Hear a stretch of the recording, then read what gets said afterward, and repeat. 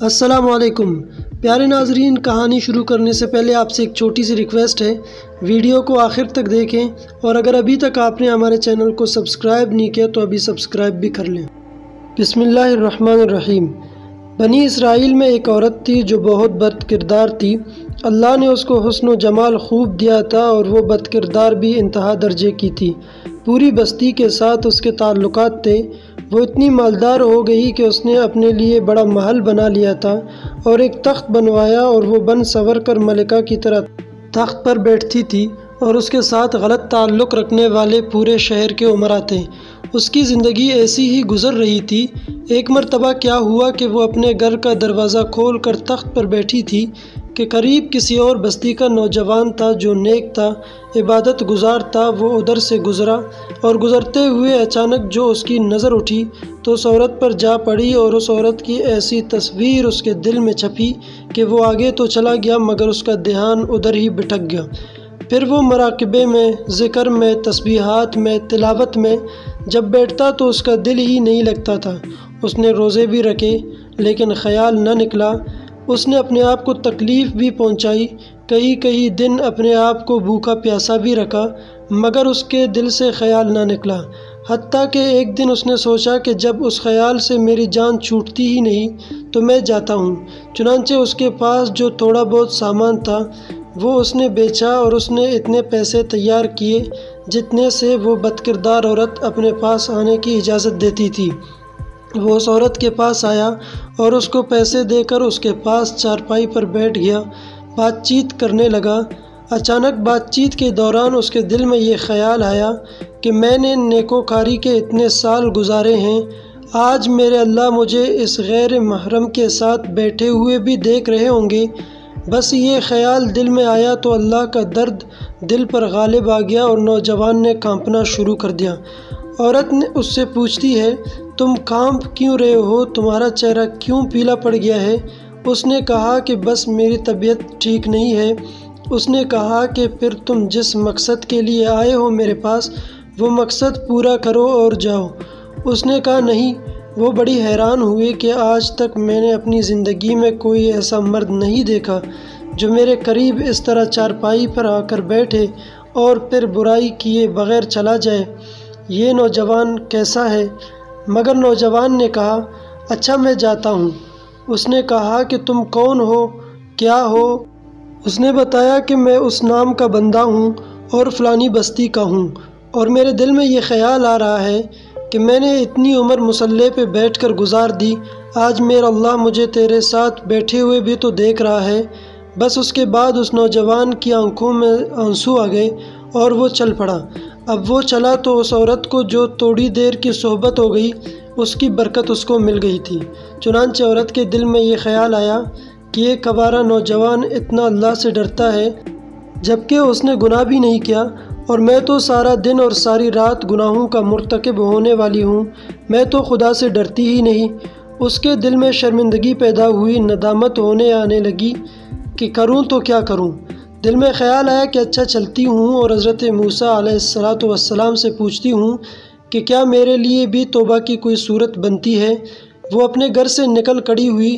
اب اس کو بستی کا ایک بندہ پہچانتا تھا، وہ ایسی نامی گرامی چیز تھی، اور وہ چلی اور جا کر حضرت موسیٰ کو جو دیکھا تو اس وقت بنی اسرائیل کے لوگوں کو نصیحت فرما رہے تھے۔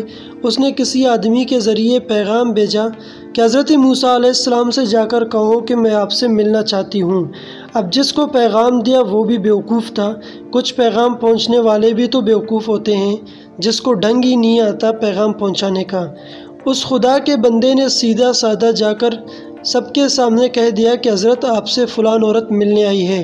حضرت موسیٰ علیہ السلام نے نام سنا تو آپ کو بہت جلال آیا کہ لوگ کیا سوچتے ہوں گے کہ ایسی عورت ان سے ملنے کے لیے آئی، ان کا کیا تعلق اس سے۔ حضرت موسیٰ علیہ السلام نے غصے میں کہہ دیا کہ اس سے کہو چلی جائے، میں اس سے نہیں ملنا چاہتا۔ اس بیوقوف نے آ کر کہا کہ میں نے بات کہی لیکن حضرت موسیٰ علیہ السلام بڑے ناراض ہوئے، وہ تو بڑے خفا ہوئے تم سے، وہ ڈر گئی۔ اس نے کہا کہ میری بدکاری ایسی ہے کہ اللہ مجھ سے پہلے ناراض تھا اور اب اللہ کا نبی بھی مجھ سے بات نہیں کرنا چاہتا۔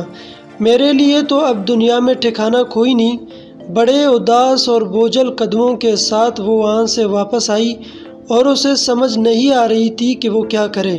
اب وہ حیران تھی کہ اللہ کے نبی نے بھی میرے ساتھ بات کرنا گوارا نہ کیا۔ میں اتنی گری ہوئی چیز ہوں کہ وہ بات کرنا بھی نہیں چاہتے۔ چنانچہ وہ گھر آئی اور اس نے گھر کی کنڈی لگائی۔ اس نے اپنے کسی بڑے سے سنا ہوا تھا کہ بندہ جب اپنے رب کو منانا چاہے تو اس کو چاہیے کہ وہ اس کے سامنے سجدہ کرے۔ چنانچہ اسے کوئی اور طریقہ آتا نہیں تھا۔ گھر کی کنڈی لگا کر ایک جگہ اس نے اللہ کے سامنے سجدہ کیا۔ دل سے یہ کہہ رہی ہوگی، میں تیرے سامنے جھک رہی ہوں خدایا، میرا کوئی نہیں اللہ تیرے سوا۔ اسے پوری دنیا میں اور کوئی نجات کا راستہ نظر نہیں آتا تھا۔ پھر اللہ تعالیٰ کی شان دیکھیے، اس نے رات گزاری۔ اگلے دن اس کے دل میں خیال آیا کہ میں عورت ذات ہوں، اکیلی مکان میں رہتی ہوں، ایک میری خادمہ ہے، تو میں اگر نیت کر بھی لوں تو جتنے لوگوں نے میرے ساتھ بدکاریاں کی ہیں وہ تو مجھے اس میں نہیں رہنے دیں گے، تو بہتر یہ ہے کہ میں اس جگہ کو چھوڑ کر چلی جاؤں۔ تبھی اس نے فیصلہ کر لیا کہ میں یہاں سے چلی جاتی ہوں۔ اس نے اپنے آپ کو ایک سادہ سے کپڑے میں لپیٹا تاکہ کوئی کپڑوں کو اور حسن و جمال کو نہ دیکھے کہ یہ کون جا رہی ہے۔ پھر اس نے سوچا عورت ذات ہوں، کہاں جاؤں؟ دل میں خیال آیا کہ وہ جو نیک نوجوان تھا جس کے دل میں اللہ کا اتنا خوف تھا کہ وہ اللہ کے ڈر سے کانپ رہا تھا، کیوں نہ میں اس نیک بندے کے پاس چلی جاؤں اور اس کی خادمہ بن کر رہ جاؤں، ممکن ہے وہ مجھے نکاح میں ہی قبول کر لے۔ یہ اس بستی کی طرف چل پڑی۔ چنانچہ ڈھونڈتے ہوئے یہ اس بستی میں اس کے گھر پہنچی اور گھر والوں سے کہا کہ میں فلان بندے سے ملنے کے لیے آئی ہوں۔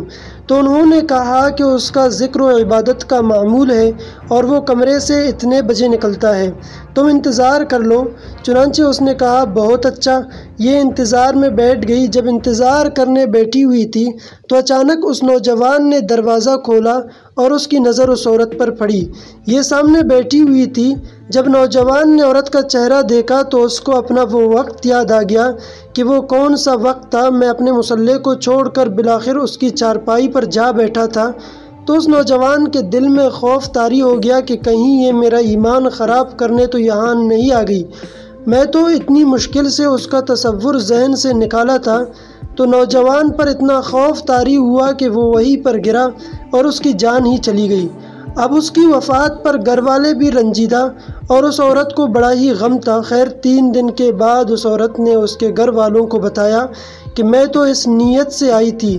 تو انہوں نے کہا کہ اب وہ تو اس دنیا سے چلا گیا، اس کا ایک بھائی ہے، اگر تم مناسب سمجھو تو ہم اس سے پوچھ لیتے ہیں، اگر وہ تمہارے ساتھ نکاح کر لے تو تم اس کے ساتھ نکاح کر لو۔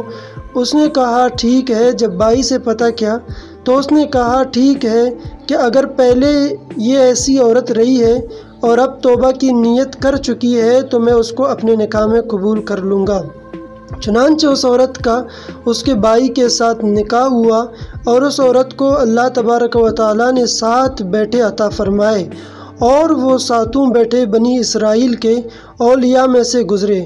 ایسی بدکار عورت بھی اگر توبہ کرتی ہے تو اللہ تعالیٰ اسے 7 ولیوں کی ماں بنا دیتے ہیں۔ وہ مولا کتنا کریم ہے۔ میرے دوستوں، اگر ویڈیو آپ کو اچھی لگی تو پلیز میرے حوصلہ افزائی کے لیے میرے چینل کو ضرور سبسکرائب کرنا اور ویڈیو کو لائک کرنا مت بھولنا۔